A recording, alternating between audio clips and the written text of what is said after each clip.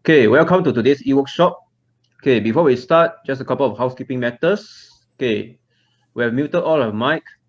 However, you can still provide your comments, input, answers, and raise questions via the Zoom chat box. And we strongly encourage you to also switch on your video cam for better engagement. Yep. All right, today's e-workshop will be about badminton coaching for children with autism. Okay, last year we have a CDG recipient, Mr. John So, who attended the Badminton World Federation World Coaching Conference and also the BWF Para Badminton World Championships 2019 in Switzerland. So today he will be sharing about the various strategies for coaching children with autism. Okay, a bit about his coaching experience. He has so far has around 20 years of experience coaching badminton, and he has particular specialty in coaching special children at Special Olympics Singapore and also Singapore Disability Sports Council. All right, so before we start, okay, some of you may have known that in October, the MCCY, which is Ministry for Culture, Community and Youth, has launched this Sports Resilience Package (SRP) to assist the local sports industry in the current situation caused by the COVID-19. So part of this SRP will be the CC training allowance. So if NRC coaches are able to fulfill all of the four criteria stated on this slide, then you'll be eligible to receive $10 per hour of this CC training allowance. So basically, first thing is to attend the workshop in full on Zoom only. Be able to pass this post-workshop quiz within 30 minutes after the end of workshop. So passing mark will be 80% and multiple attempts will be allowed. Okay, it submits both post-workshop feedback and quiz. Okay, well, I'll be showing you how to do this later. Okay, and also in the CC workshop attended is above and beyond your annual CC hour requirement. That means you've already fulfilled your annual requirement, and this e-workshop is on top of your annual requirement. Yep. Okay, wait. Okay, you're able to see my slides? Okay, can. All right. So, okay, so before we begin, okay, so this workshop will cover both some of the technical aspects of badminton and also on the how to coach children with autism. So do pay attention to both because both will come out in the quiz later. Yeah. So without further ado, let's welcome John to start this workshop. John, please. Good morning, participants.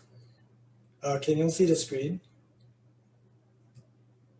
Yeah, you can share screen now.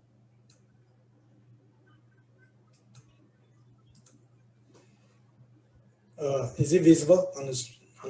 Yes, this is the full screen. Thank you. Okay, all right, I'll go ahead. Right, thanks for the introduction, Chuan Yong. So basically, I'm experienced coaching Special Olympics and also a short stint in the Singapore Disability Sports Council, and I'm also working with amputee support group. Okay, it was a really good experience. Thanks to CoachSG for sponsoring the trip to the World Badminton Championships, which was held concurrently with the Para Badminton in the same venue. First time they do it, so it was a great experience. And my motivation actually going there was to participate in the World Coaching Conference, where the renowned world champion, wheelchair champion, JJ Kim, and the coach Kim Moon Jun, and she presented the coaching, practical coaching for wheelchair athletes. So it was a great experience watching how she actually go about training them. She's sharing her experience during the World Conference, coaching conference, first time for para athletes coaching. So it was a really great experience, learning from the best. And then we also have motivational talks by Alistair McCall, a very renowned coach and he shared about the champion-minded coaching strategy. And all these motivational talks really made it a worthwhile trip to Basel. Okay, so I'm going to go straight to the strategies for coaching children with autism. I will go a bit slow because some of you, I believe, are not in badminton.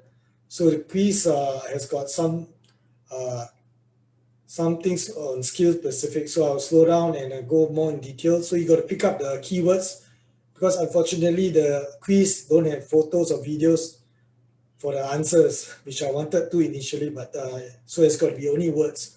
So you're got to pick up the keywords which I'll emphasize so that it's easy for you to clear the test.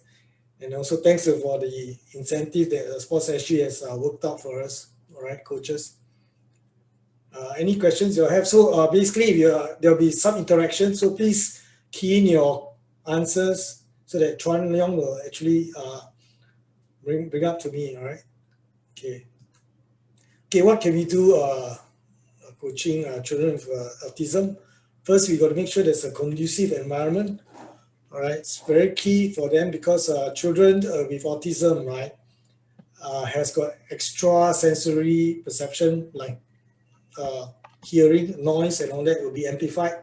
So imagine you're a normal person, you're sitting next to a loudspeaker or loudspeaker. All right, that's what they are receiving. Okay, extraordinary sensory perception, whether it's noise, sound, touch, meeting new people, all right, new faces. All this environment will affect their stress level actually, and they can get highly excited and also sometimes very they can even turn violent sometimes because of this not conducive environment, right? So we try to ensure the environment is conducive, and a fixed schedule also helps them a lot.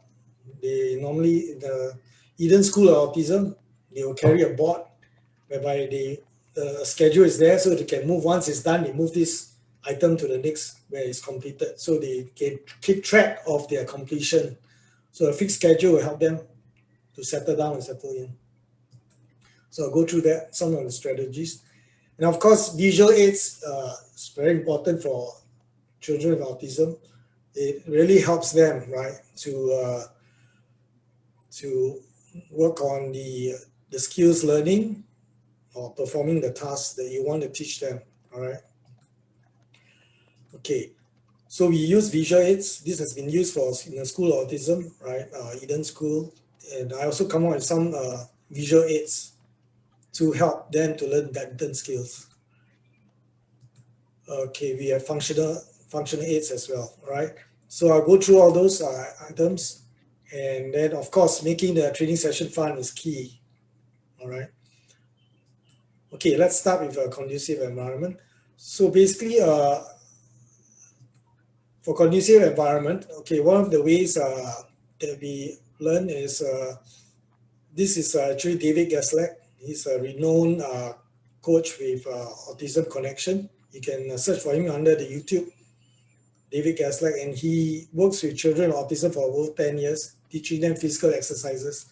And this instance here is helping the child to relax on the roller foam. So it's very safe, it's low and safe. And the trainee will get to relax and de-stress, all right? So that's one of the ways. If you got those equipment and all that, you can get them to relax. The other way I found useful is using a mascot. Okay, children tend to have a mascot they can bring along and they can feel relaxed, feel that they are still at home. They can talk about the mascot to keep them relaxed. Okay, why they choose this as a mascot for them. So I find this also useful during currently we are doing a lot of Zoom training, right? So we can talk about the mascot as well. Okay, so basically for certain things to highlight, so they are very sensitive to touch, sound and everything. So in case during training, if you find that they are being agitated, it's good to bring them aside, whether you can get a parent or a co-trainer to bring them aside, okay, talk to them, teaching them to do some breathing exercise to relax. And also if there are a lot of new faces, like we encountered before, new faces that they get very agitated and all that, start with introduction first, introduce the new people in the scene, like in a big hall, right? You introduce to them who are the people so that they can settle down and de-stress, all right? So that's key.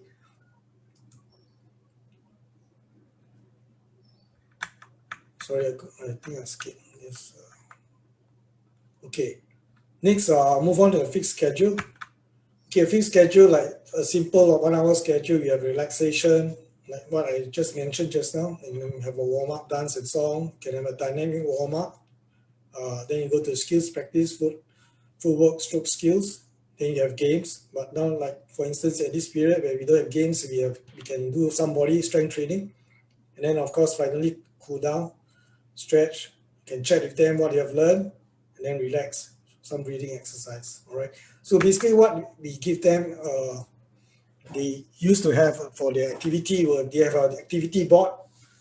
So when they complete, like for instance, a relaxation exercise, they can put there and that they have done it. And something like stick and paste kind of thing, right?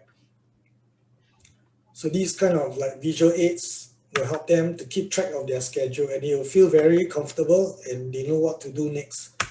So help them to also to settle down and also to move on with the training session, all right? So this is one strategy you can use, and it's highly encouraged, all right? Okay, next we move on to training aids. Okay, we have two ones, visual and functional training aids. Okay, so I want to play this video here. Okay, it's actually done in the badminton court. I took a video there because currently very difficult to get courts, right? So just to show, play the video and just observe first. Okay, it's performing a lobbing stroke. This is a simple lobbing stroke, right? Okay, so I want you to observe his stance, how he hit it, and his movement, all right? For non-badminton players, yeah, it'll be more difficult, but I'll slowly point out to you, okay? Let's All try right, again. coaches. So just look through the video, which is in slow motion, and then pay special attention to various parts of his body, such as his footwork, his body position, his arms, and all that. And then point out and then provide your comments as to how or in which specific areas that this player can improve, as in where are his mistakes in Zoom chat box. Yeah. Okay, I'll Let's play try our one more best. time. Yeah, thank you. Yeah, I'll just try one more time. You all can send in the answers to the chat so that Chuan Leong can get it to me.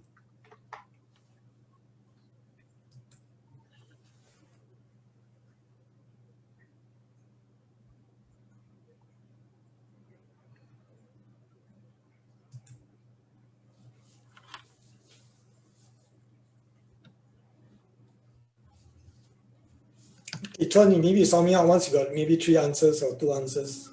Then we can Okay, move sure. ahead. All right, coaches, now you have about a minute to provide these answers in the chat box. Thank you. So you have to point out the mistakes that the player has made.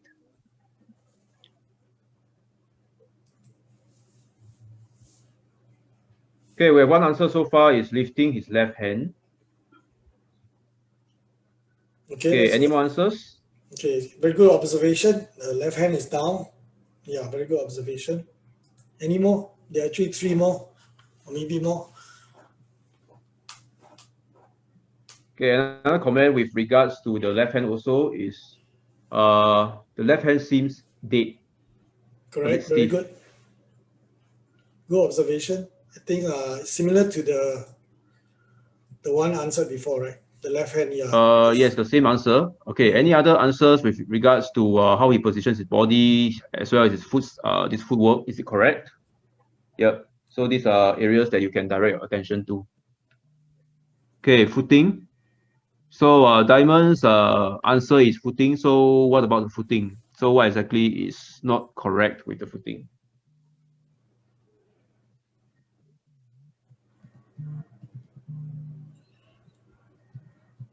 Yeah, part of the quiz, just remind you, part of the quiz also will have something like this footing. So you all have to pick up the keywords and then learn from here, and then so that when you answer the question, it'll be easier for you all.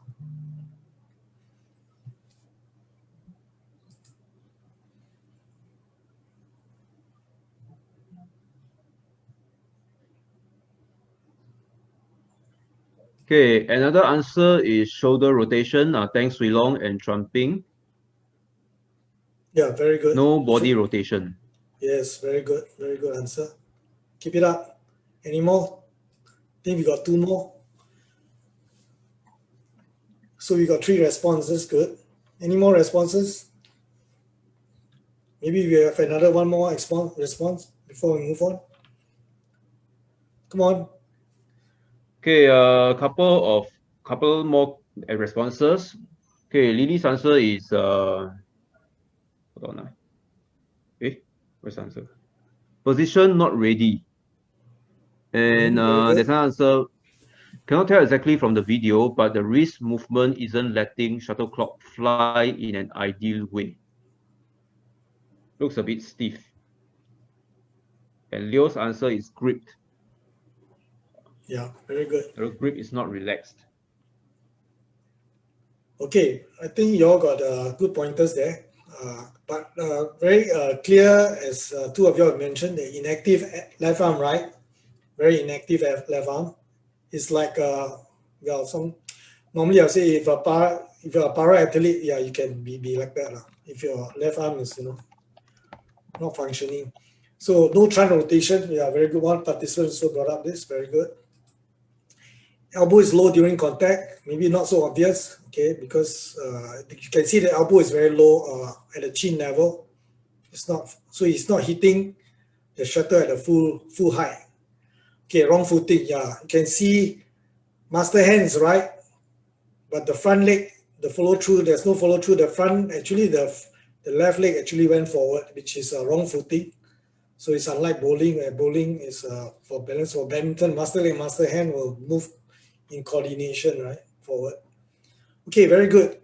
So from here, as you can see, there's a lot of improvement you can do for this child, right? A lot of opportunities for improvement. You can't possibly correct everything at one time.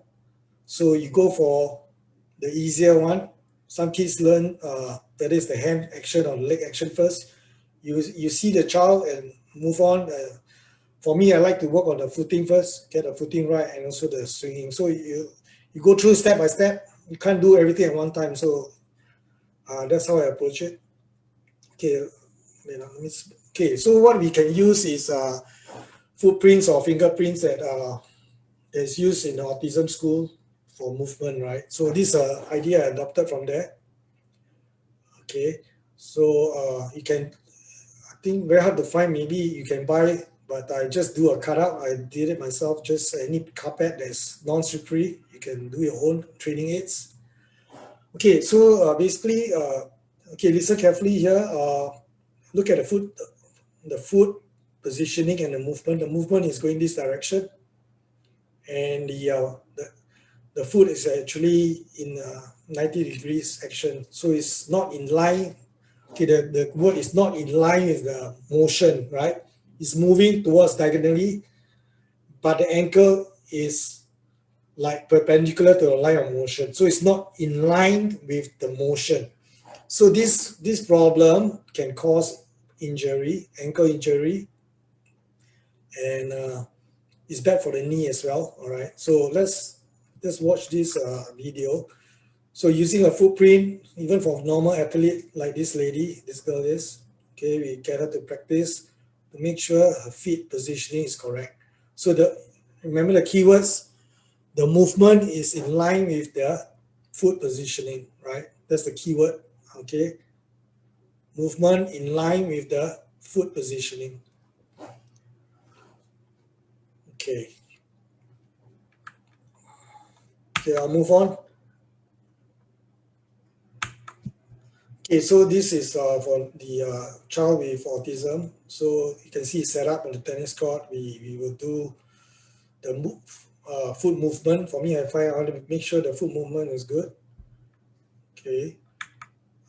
So that's how she's moving. First, the positioning. So I've got 2 footprint for her to stand, right? How to place her feet apart, and then the movement forward. You can see her strokes is not that refined yet, but I'm just focusing on the foot movement at this time, right?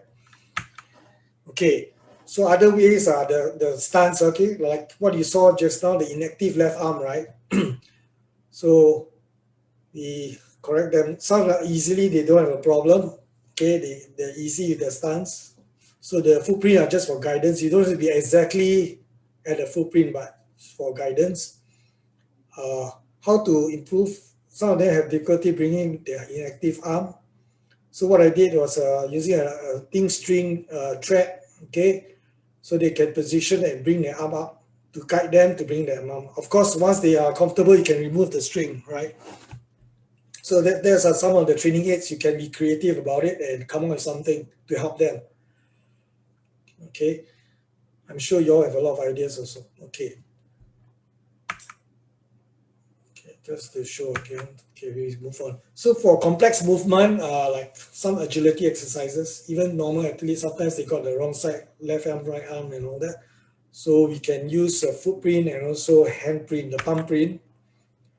So just a slow-mo to make it more dramatic. It's actually just how he's positioning, using the footprint to position the leg and which hand to go down, right? May seem simple to us, but for them it may be a bit complex, right? So without having to use a lot of words and all that, you can just place the footprint and then just ask them to go ahead and do it. And to make them rotate the trunk, okay, give them a high five, right?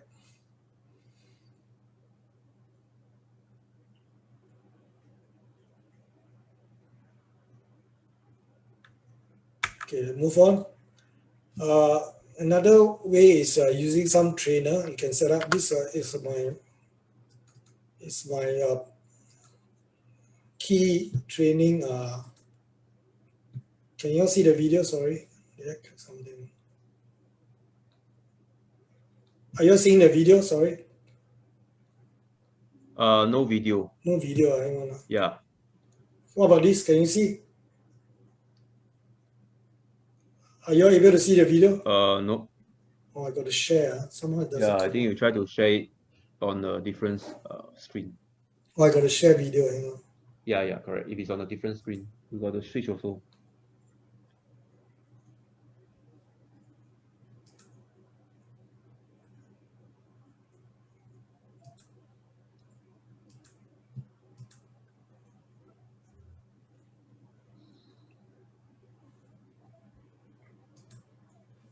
Okay, give me a minute. Okay. Okay, I'll share the video. Can you see now? Okay, can? Can I? Okay. So a simple trainer is these are my favorite. Just a pole with a plastic, right? So they can position and you can actually correct them. And also, of course, with a video. So initially, I thought she was doing quite well, right? When I went home to prepare this, I realized that if you observe carefully, left hand actually stays up all the while, which is not good, right, for the momentum, right? The left hand is up all the while, so it should be coming down after the hit. So it's very critical to actually have a video so you can analyze, all right, analyze what's going on after that. Even initially, you may not realize it. Okay, so okay, grip. Okay, basically there are a few grips. The basic two grips is shown here. This is a normal grip, right? It's a normal handshake grip, forehand grip, and then you have the backhand tapping grip. You also have the pen tapping grip, okay, for forehand tapping. And actually, there are also more than 3 types of grips, all right? So even normal players have a hard time putting the grip correctly because you just can't glue your hand to the handle. You actually have more than three different grips holes. So now I'm going to show you only 2. All right. So this is a handshake grip. So I use the yellow towel grip so that the thumb is actually placed there, and the blue is for the index finger for the forehand grip. Then I stick a gray to shift to the backhand tapping grip. So this will help to guide them, right? How to place their thumb, the index finger, and the rest of the fingers is the more relaxed motion. All right. So this is some of the training aids that you can use. Okay, even normal players, they have a hard time grasping this grip because they're actually more than 3 grips, all right? Just more than 3 grips for badminton. Okay, another training aid I like to use is just a simple cutout tied on a rubber band and emphasize how they can hold the grip, right? With the thumb pressing on. And it's actually some wind resistance plus the sound effect. It helps you to understand the acceleration of the racket that gives you the power, right? So you got sound means you got acceleration, and then means you got power, okay, in your action, tapping action. Okay, another thing that we help them to where to position on the court is using color codes. Like for this signage, we hang on like we have a tournament, right? We have to hang this signage to help them where to stand. Okay, the red is on the right side, the blue is on the left.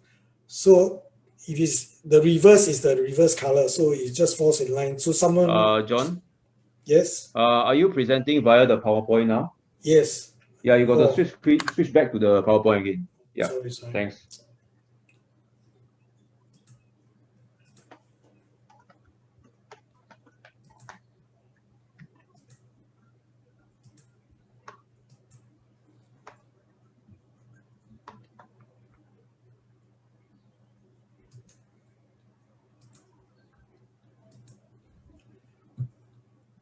Also, they didn't see the grip, right? No. Oh, sorry. So I got to go back to the grip. Oh, sorry about that. Okay. Okay, because some of the questions are grips, so please pay attention to this one. Okay, there are more than 3 types of grips. Okay, so I'm just highlighting 3 types here. One is the pen grip on the right hand side for tapping front, and the other one is the thumb. You can see the thumb action here. This is for tapping on the left hand side, the reverse if you're on your non-master hand side, and a normal handshake grip. Okay, normal handshake grip is for normal strokes. Okay, so these are the 3 grips here, but there are more than 3 grips. All right. So to help them, basically, I use a towel to wrap on the handle to show them using color code: yellow for index finger, yellow for thumb, blue for index finger, and the gray for the thumb. When you revert, you go to the tapping grip, you have to shift your thumb up to the gray towel grip here. So using this, they will help them. Okay, so even for normal players, sometimes they need these kind of aids. Okay, this is the one where I talk about having a board tied onto the racket and how to position your thumb, right? Racket resting on the chair, and then you press it, and using the thumb grip for backhand tapping. Okay, some action. You can hear the sound, right? And that's sound means power. Power means sound means acceleration, and acceleration is power. Okay. Okay. Next, for court positioning, we use color codes. Okay, red we hang on the right side and blue on the left, so they know where to stand when the score is announced. There'll be an 8 here. It will show to them blue, so they stand on the blue side. Red, they stand on the red side, so it's easier for them. All right. We can use this training aid to tell them where the court lines are, right? So this is a single court during service, where to serve the shuttle to, right? So some of this we use during Zoom training, even to teach them how to stand and where to hit the shuttle. Okay, next, finally, actually, to make the whole session fun, okay, this is the last part that I have to share. Okay, children with autism, sometimes they have a difficulty expressing their emotions, so it's sometimes good using emoticons, and they can say, oh, they're feeling good, or they're feeling not so good, they're angry, things like that. So you can use that as a communication, and always encourage them, give them high fives, whatever small achievement they achieve, give them high five, and keep on encouraging them to move on and continue to improve. Okay, song and dance are very good for them. and get it fun during warm-up. So you can do some fun dance like chicken dance, right? So they will enjoy this kind of activity for warm-up.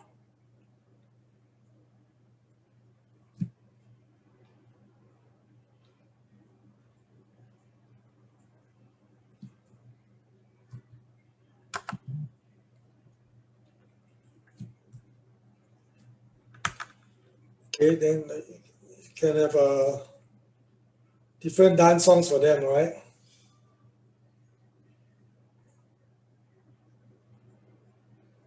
Okay, action songs. Okay, so that's all I have actually to share.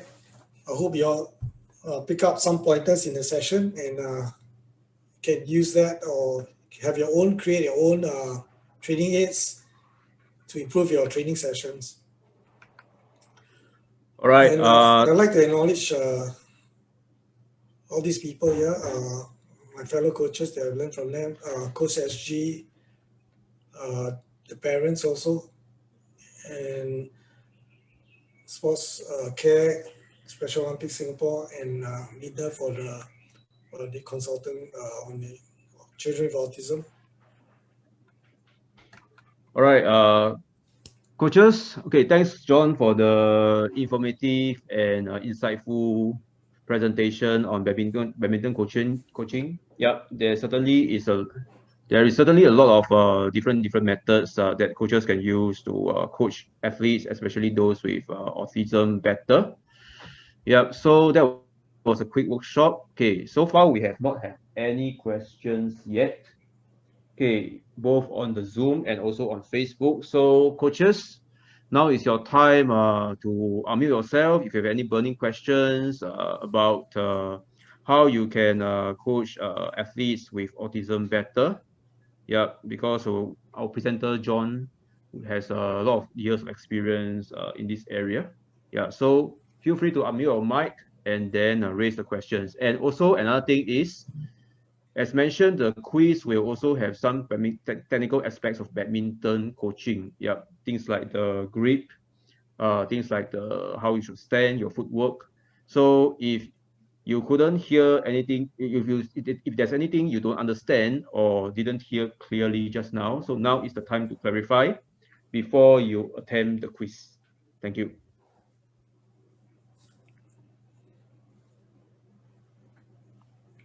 Everybody ready to go for the quiz? Looks like Azhar has raised his hand. Maybe you want to unmute yourself. Good morning, Azhar.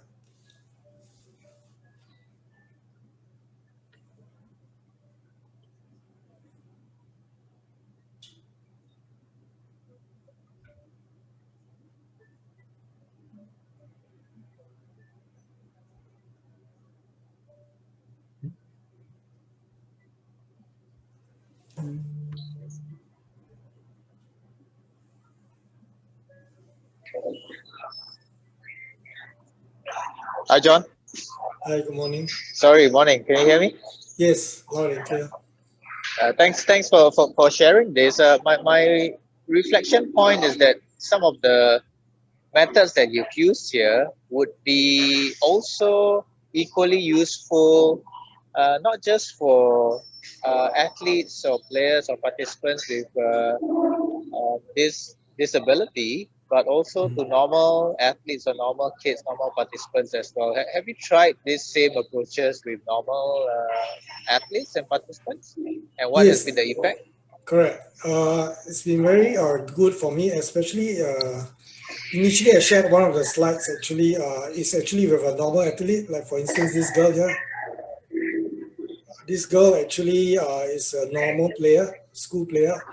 But she is getting injured and some injury, and then we realized that her footing actually is not in the correct position. So I use this footprint to keep on correcting the bad habit actually. So it kinds of really helped. And also the other one on the grip, even the normal players have problem with the grip.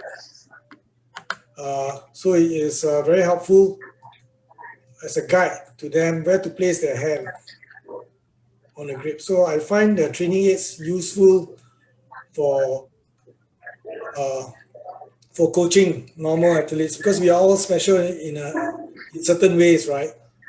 So it does help, definitely help them. Thanks for the question.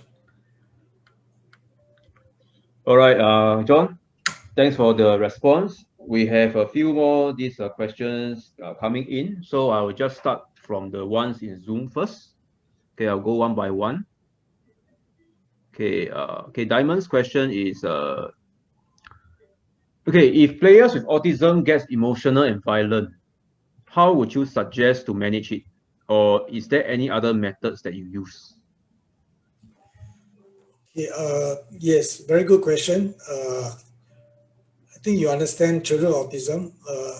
Some of the things will trigger them, like sound, even unfamiliar faces. So over my 20 years, actually, I encountered one incident which was really shocking that I didn't understand. And the child actually has been with us for a long time already. And it just took one incident whereby unfamiliar faces, group of students actually joined actually for them as a volunteer work to help out with the kids. So because of the unfamiliar faces, the child with autism find it stressful and it just triggers him to be violent. So we have to look out for signs. And normally when we start, we will introduce, if there's a new faces, we'll try to introduce them. Make sure we do a proper introduction, right? Proper introduction to children, to the new faces for them. And during warm-up session, it's a great time, right, to introduce each other. So I find that helpful for them. And besides the other strategies like distressing, you can use different distressing techniques, breathing exercise, that will help. Or if sometimes really the child is agitated, you just bring them out to cool off and do some breathing exercises because you need to carry on with the rest, right? So not to disrupt the session. So I guess coaches, we have to pay extra attention to little signs like this that may change the whole training session if one of the child actually turns violent. Yeah, very good question. Thanks for asking that. Okay, thanks, John. That's a good strategy, certainly, to get the athletes to introduce themselves to each other. We have more questions. Okay, one from Hannah is, how do you train their stamina? I assume that this question is specifically for children with autism. Mm-hmm. Okay, children, autism, yeah, they actually quite, in terms of stamina, they can be trained actually, and they like repetitive work actually. So if you go on a steady slow mode, they actually enjoy it. So you just have to take it slow at a time, right? Because you don't. Now we have a lot of monitoring equipment like heart rate monitoring and all this. So work on the low heart rate. I think one of the good one is 180 minus the age, right? You don't want them to overstrain. And this is a method, field method, which is a very steady pace so that you can prevent injuries, right? You go at a slow pace and your form is good, your running form is good, and they will enjoy it actually. You go slow and then you go with them, and some of them turn out to be very good marathon runners, right? Yeah, from my experience with working in special kids. All right, thanks, John. So now we switch over to a question on Facebook. All right, this asked by Aloysius Chok. Okay, can I know for students with short attention span, what can we do to get back their attention? Okay, very good question. So for kids with short attention span, we will, I mean, it's quite normal for them to just wander off. So we just have to encourage them to come back and focus.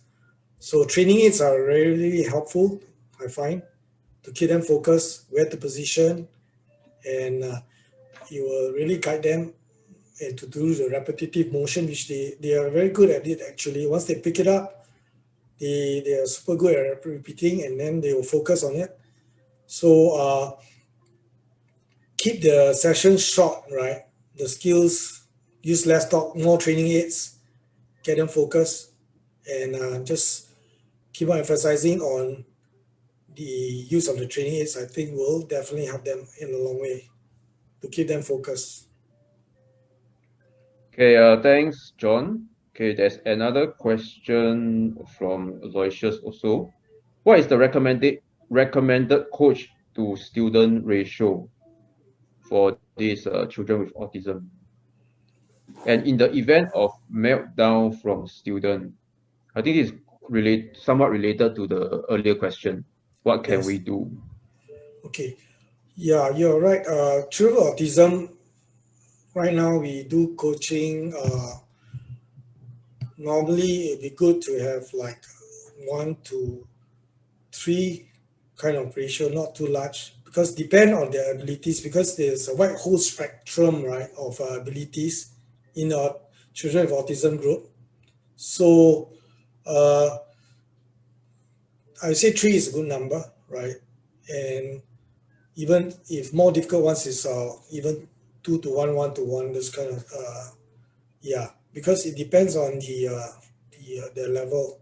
Yeah, there's a whole group of whole range of the autism level, and normally parents, some parents come and volunteer and be around. That helps a lot. I think I always call upon the parents, because the parents have a unique way of communicating with the child, so we can learn from them also how to accommodate their children. Did I miss the second part? Oh yeah, the meltdown part. Okay, meltdown. Yeah, like I said, the meltdown, uh, we have uh, we have to really bring them aside, right, to let them cool down and do the breathing exercise and relax. So you definitely need a helper, right, to help you out when situation like that happens.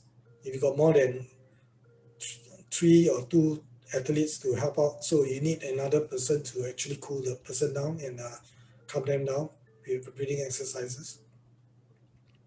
Okay, thanks, John. All right, so now we go back to the questions in Zoom. Yeah, we really have a lot of questions here, so appreciate your patience on this. Yeah, what would be your key advice to coaches and teachers working with autistic kids or children with autism for the first time? Mhm. Okay, for the first time, it's very good to have the parent around, so that the parent actually can aid in terms of communication first time around, right? And understand the behaviors, because they have very different behaviors. So there's no one size fit all. I mean, they all different levels of autism and different types, things that they are sensitive to, which yeah, the parent, I always count upon the parents to help me understand the child better, right? So that's the key uh, to that, and then they help them to settle down, right? And once they are in that mode, they can be very independent after that, right? Yeah. Okay, thanks, John. Yep. Okay, so now let's see. Hold on. Yep. Let me try to cycle through the questions because we still have some time left. Okay, this question is from a fellow badminton coach, Eric C. Hi, Okay, Eric. how do we set different training programs for every single student? I would assume that this is for every single student, every single student with autism, assuming you have a few in your group. Mhm. Okay. Yeah, like I say, there may be some difficulty because all are different skill level, right? So uh, each child may be, you want to teach them a different skill, right? And some are good at this skill, some are not so good, and so you want to be more specific in the training. But normally you start off with a general training. Even if they can perform, it's okay, just go through. You can pick up some final points that make it even better, while and some you still continue to work on the same skill, right, to improve. So you've got to really target on their, to correct them. But of course, you go through the same. Some you may just want to teach them a different stroke or different skill. Yeah, you're right. You can just for this child, you may want to do a different training aid, a different skill learning process. And the other child, you want to focus on the lobbing exercise skill. Yeah, you can actually speed them up into two skills training, but make sure you have a training aid available so that you can actually do both at one time, right? Okay, one side is the a trainer for the lobbing skill. The other side is for the lifting, a trainer for lifting. So you can actually have two separate skills, but it'll be more difficult. But if you got a assistant, you can actually juggle and see both skill learning exercise. So training aids are critical to help you in this process, I would say. All right, so you can let them do both, and you can observe from there. And of course, using the video camera so that you can go back and analyze further and some of the things you miss. So it's there. So the next training session, you can come back and further correct them to improve the final points of the skills, the stroke, to make it more efficient. Thank you for the question, Eric.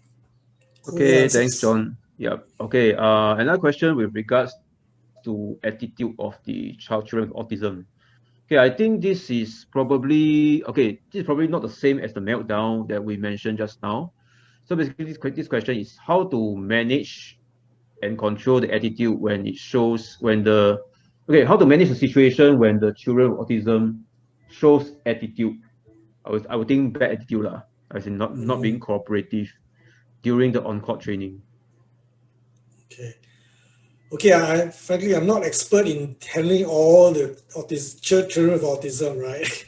Because they're all a real wide spectrum. Some are easier to manage, some have very peculiar habits. So I always count on the parents to help me, right? They have a certain way of bringing them back. Okay, parents many years understand them much better than we coaches. So, but that's why we really learn from them how to deal with the kids better. And I always appreciate parents supporting their kids and when they're around, and count on them to help me out. Okay, thanks, John. Yep, coaches should always enlist the help of parents as much as possible, especially when dealing with children with autism. So one last question. This one is from Facebook, actually by Diana. Okay, how do we break the ice with children with autism? How long will the children take to be comfortable with the new person? Okay. Actually, children with autism, they are very friendly, right? And they will settle in very fast once they get to know you, right? They actually will develop the bond with the coach